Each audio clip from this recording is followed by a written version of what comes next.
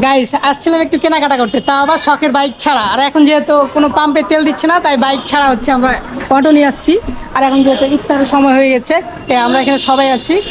আমরা ইফতার হিসাবে যে আমরা অর্ডার দিয়েছি এখানে। আর আমরা লোকেশনটা নাই বলি, হয়তো বা দেখে চিনতে পারবেন।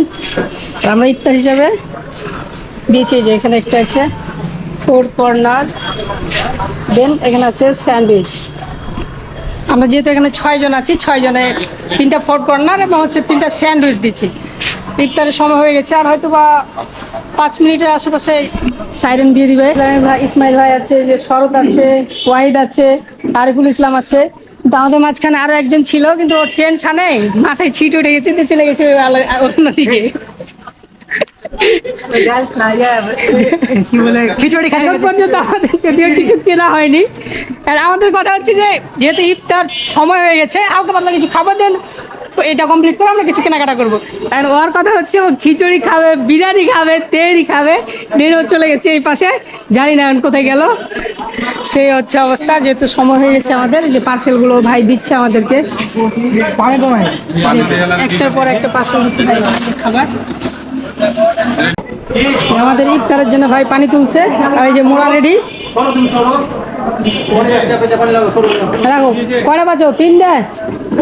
আজকে কয়জন? আমরা 5 জন। আমাদের হাতে সময় খুবই কম, এখন বাজে 6টা 13। আমাদের দিকে 14তে যায়, উল্টান 14তে 17। এখানে কত হবে জানি না, টাইমের জন্য অপেক্ষা করছে। খাবার ওখানে রাখা আছে আমাদের। এই আমাদের এগুলো হচ্ছে আজকের ইফতার। আরেকটা টেবিল লাগতো। আপনি তো ছোট মানুষ, এর বসেন।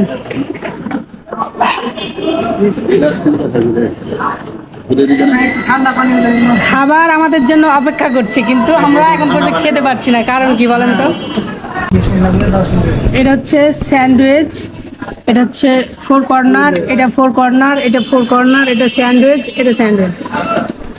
এটা হচ্ছে প্রতি পিস 40 টাকা ফোর কর্নার।